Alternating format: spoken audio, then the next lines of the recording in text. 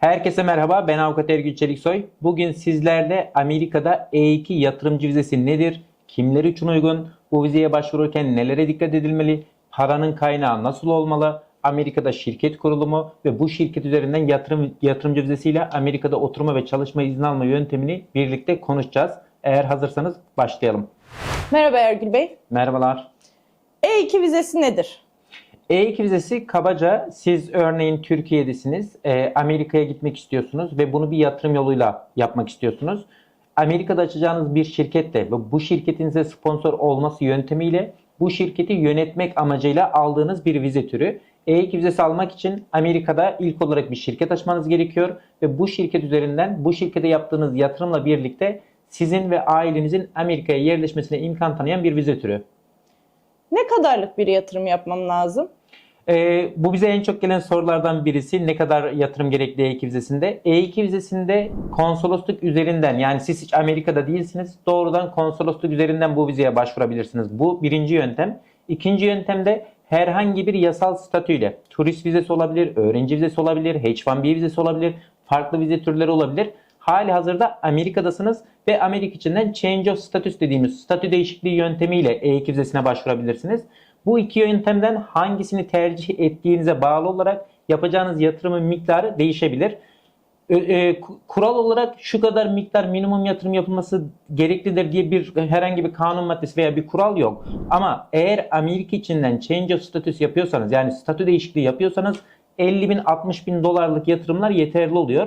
Ama eğer siz konsolosluk üzerinden E2 vizesine ilk defa başvuracaksanız bu durumda 100 bin doların üzeri, hatta 120 bin ile 150 bin dolar arası bir yatırım yapılmasını biz tavsiye ediyoruz. Çünkü konsolosluk süreci biraz daha öngörülemez olabiliyor ve yatırımın daha yüksek olması E2 vizesinin onaylanma şansını çok daha fazla artırıyor. Ama dediğim gibi herhangi bir şekilde şu kadar miktar minimum yatırım yapmanız gereklidir diye bir kanun maddesi yok. Ergül Bey, peki benim Amerika turist vizem var ama Türkiye'de işleyen bir işim gücüm var. Benim için hangisi daha avantajlı olur zaman açısından? Türkiye'den mi başvurayım E2'ye yoksa Amerika'ya gidip oradan mı başvurayım? Bu tamamen sizin tercihinize bağlı. Amerika'ya gelip Amerika'dan Change of Status yapabilirsiniz ya da Türkiye'den konsolosluk sürecini devam ettirebilirsiniz. Burada hangi tercihi yapacağınız biraz sizin beklentilerinize ve ne kadar sürede E2 vizesine geçmek istediğinize bağlı olarak değişkenlik gösterebilir. Eğer siz bir an önce E2 statüsüne geçeyim ve Amerika'ya geleyim diyorsanız, bu durumda eğer yasal bir yöntemle Amerika'da kalabiliyorsanız ve daha sonra E2 statüsüne geçme imkanınız varsa bu daha hızlı olabilir. Çünkü konsolosluk randevuları çok daha uzun süreler beklenmesi gerekiyor konsolosluk randevuları için. Yani bu dediğim gibi başvuru yapmak isteyen kişinin vermesi gereken bir tercih. İkinci avantaj da biraz önce söylediğim gibi Amerika içinden statü değişikliği yaptığınızda daha az miktarda bir yatırımla E2 statüsünü alabiliyorsunuz. Konsoloslukta 120 bin ile 150 bin dolar arası bir miktar en az biz tavsiye ediyoruz. Konsolosluk hem yatırım miktarının fazla olması hem de daha uzun bekleme süreleri gerekmesi dolayısıyla biraz daha zor bir yöntem. Ergül Bey, Amerika'da şirket kurulum süreci nasıl ilerliyor peki? Amerika'da şirket kurulumu çok zor bir süreç değil. Çok hızlı bir şekilde ve çok basit yöntemlerle Amerika'da şirket kurabilirsiniz E2 vizeniz için. Bunun için ilk olarak hangi eyalette yatırım yapmak istediğiniz, yani şirketin hangi eyalette olması gerektiğine karar vermeniz gerekiyor. Burada son zamanlarda öne çıkan bazı eyaletler vardı. Çok fazla da Türk müvekkilimizin tercih ettiği eyaletler. Bunların başında Florida geliyor, Texas var. Bu eyaletler vergi açısından da avantajlı olduğu için çok fazla tercih edilmekte son zamanlarda E2 yatırımcıları tarafından. Eyalete karar verdikten sonra şirket kuruluş işlemleri gerekiyor. Şirket kuruluş işlemlerini zaten online yapabiliyoruz, yani çok basit bir prosedür. Şirketi kurduktan sonra önemli olan Employer Identification Number dediğimiz vergi numarasını, şirketin kimlik numarası gibi bir şey bu. Bunu almamız gerekiyor. Bunun başvurusunu da eğer şirket sahiplerinden birisinin SSN'i varsa, Social Security numarası, bu durumda online ve çok hızlı bir şekilde alabiliyoruz. Ama eğer Social Security numarası yoksa şirket ortaklarından birinin, bu durumda fax yöntemiyle bunun başvurusunun yapılması gerekiyor. Bunun gelmesi de bazen 2-3 haftayı ya da 4 haftayı bulabiliyor. Yani süreci biraz yavaşlatan bir formül olmuş oluyor o durumda. Ama genel olarak şirket kurulumu ya da Employer Identification numarası dediğimiz vergi numarasının alınması süreçleri çok komplike olmayan süreçler. Şirketi kurduktan sonra Employer Identification Number aldıktan sonra şirketin banka hesabının açılması gerekiyor. Banka hesabın açıldıktan sonra da tabii ki yatırım yapılmak istenen miktarın şirketin banka hesabına konulması gerekmekte. Ergül Bey, şirketimizi açtık ve şimdi artık ben yatırım yapacağım parayı bankaya kendi şirketimin hesabına yükleyeceğim. Burada dikkatli olmam gereken noktalar var mı?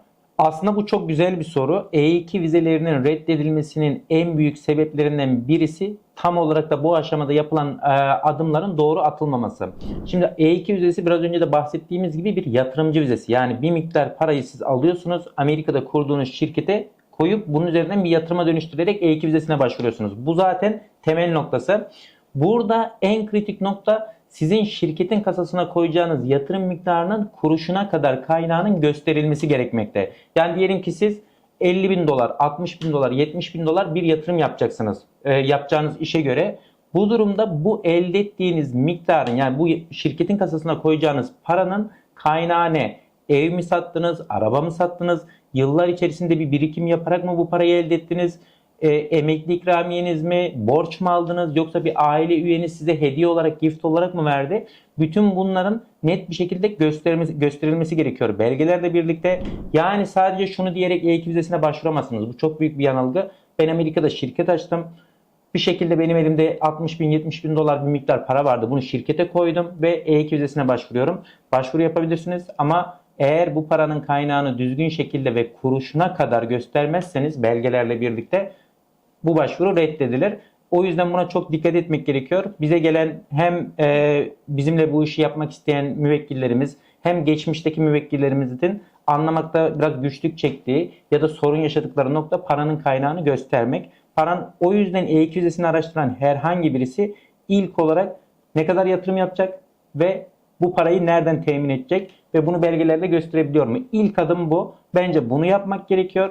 Ondan sonra şirket kuruluşu ya da diğer adımlar zaten çok daha basit, prosedürel adımlar.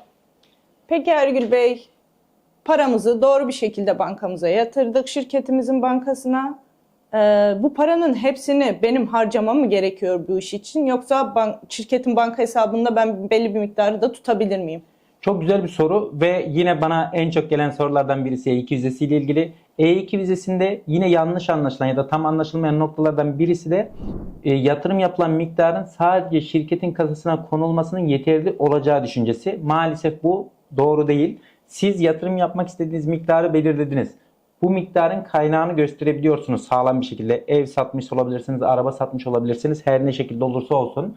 Bu parayı Amerika'da açtığınız şirketin banka hesabına koymanız gerekiyor. Ama bu yeterli değil. Siz bu parayı aktif bir investment'a, yani aktif bir yatırıma dönüştürmeniz gerekiyor. Bu ne demek? Bu paranın önemli bir miktarını harcamış olmanız gerekiyor. İşte Amerika'da yapacağınız iş ne? Örneğin araç kiralama. Bunun için arabalar almış olmanız gerekiyor. Amerika'da yapacağınız iş restoran almış olmanız ya da sıfırdan bir restoran kuruyorsanız bunun için tadilat, kira giderleri, masa sandalye, fırın, buzdolabı ne gerekiyorsa bu ürünlerin alındığını ya da bu ürünleri almak üzere siparişlerin verilip ödemelerin yapıldığını göstermeniz gerekiyor.